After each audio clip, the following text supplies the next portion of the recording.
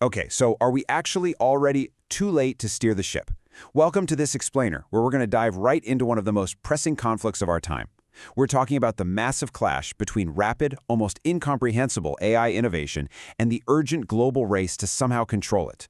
We are literally living through a technological boom that is reshaping our world week by week. But as artificial intelligence grows exponentially, there's this huge question looming over all of us. Who is actually writing the rules? Today, we're going to break down the major regulatory divergence and how different parts of the world are trying to harness, restrict, or just completely set free this incredible technology. To really understand where we are right now, we have to look back at the recent AI summit in Seoul.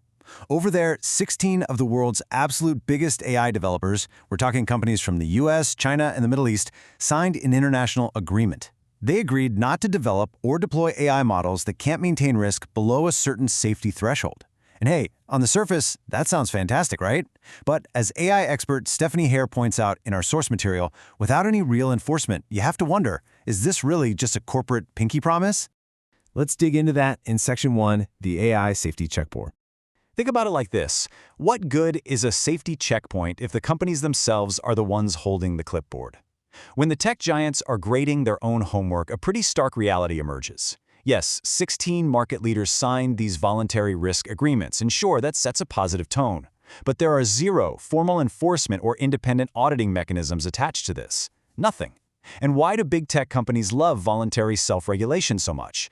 Well, because if they fail to keep those commitments, they generally can't be sued. There is literally no one actively watching the watchers or putting resources into auditing their training data. It's essentially an honor system for the most powerful technology on Earth.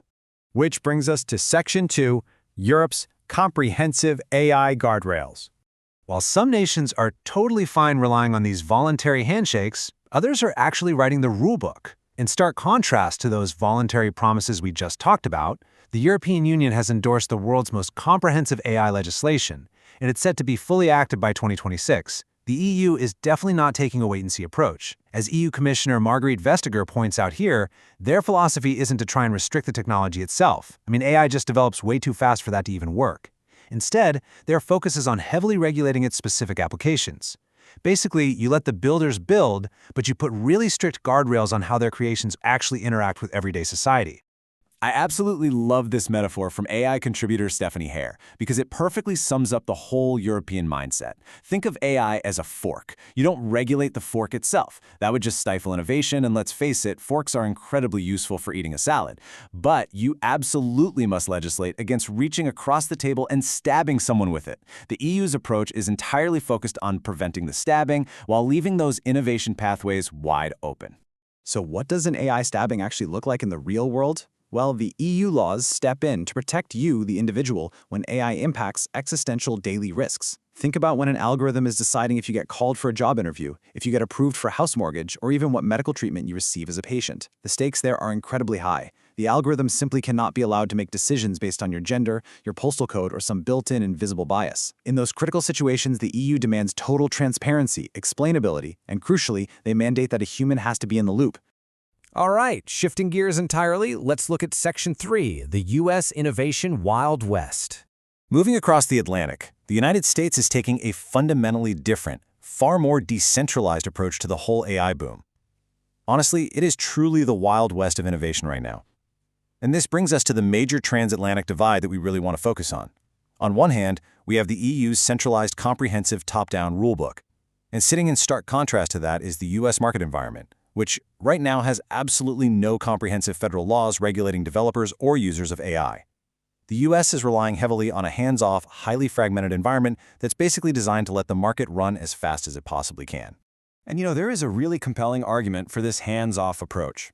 For a lot of American entrepreneurs, like the startup founders meeting at the Dallas Health Supernova event mentioned in our sources, there's this very real fear that premature, strict regulations will just stifle progress entirely. These people are heads down, building tools that could literally revolutionize medicine. From their perspective, if you apply heavy bureaucratic brakes right now, you could end up delaying or outright destroying life-saving healthcare breakthroughs. But that approach has consequences, which we'll see in Section 4, State Patchworks and Global Rivals. The thing is, this lack of federal action in the US is creating a massive, tangled headache for those exact same tech builders. At the top level, the US federal government is slow and gridlocked. But nature abhors a vacuum, right? Because Washington isn't acting, individual states like California are moving incredibly fast and proposing their own broad regulatory regimes. On top of that, you have existing agencies trying to regulate sector by sector. What this ultimately creates is a fragmented nightmare for little tech, the smaller startups who suddenly find they might have to comply with 50 completely different state laws just to release one consumer product. So you're probably wondering, why doesn't the US federal government just step in and standardize the rules like Europe did? Well, according to US Congress advisor Miles Taylor, it all comes down to geopolitics. The biggest factor freezing federal regulation right now is the bipartisan fear of China. Lawmakers are absolutely terrified that if they put a complicated regulatory architecture in place, it's going to slow down American innovation, and that will just allow Beijing to speed ahead and ultimately win the global AI race. Now, let's pivot a bit to culture in Section 5, Pink Floyd and AI copyrights. Because this regulatory Wild West, it isn't just about geopolitics, global dominance, and healthcare. It is completely disrupting the creative and cultural worlds too. Intellectual property has become the wild new battleground. With AI models being trained on these vast, almost incomprehensible amounts of internet data, a massive question is just sitting right there on the table. Who is actually checking where that data comes from? Tech companies often claim their training data is protected intellectual property. But as AI starts generating art, music, and voices on demand, creators are looking at this and asking if their entire life's work was scraped without permission just to feed the machine. We can see the messy reality of this intellectual property debate perfectly when we compare two very different creative responses. On one side, you have the recent dispute with Scarlett Johansson, who literally had to lawyer up and issue a cease and desist just to find out if her voice was used as training data for an AI assistant without her consent. But then compare that to a completely different embrace of the tech. Bands like Pink Floyd actively encouraging their fans to use generative AI tools to create mind-bending music videos for their 50th anniversary contests. It's just a perfect snapshot of the current chaos, isn't it? One creator is forced to sue to protect her very identity, while another is inviting the algorithm to collaborate. Which brings us to our final section, who ultimately controls AI? So as this technology embeds itself into literally every single facet of our lives, from sorting our job applications to generating our pod culture, we really have to look at the people actually steering the ship. Who is making the day-to-day decisions here? Well, what we are seeing right now is a massive internal shift within the corporate world.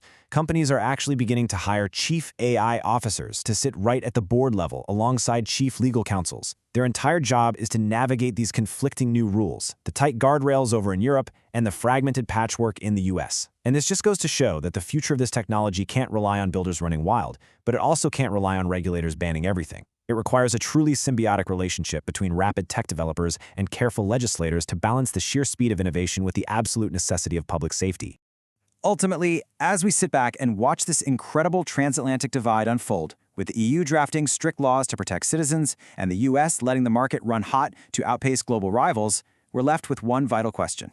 As this technology continues to evolve way faster than any government can track, will relying on a mix of corporate pinky promises and fragmented state rules really be enough to harness the most powerful technology on Earth safely, or are we already too late to close Pandora's box? Thanks so much for joining me on this explainer. Until next time, definitely keep your eyes on who's writing the rules, because they are actively writing our future.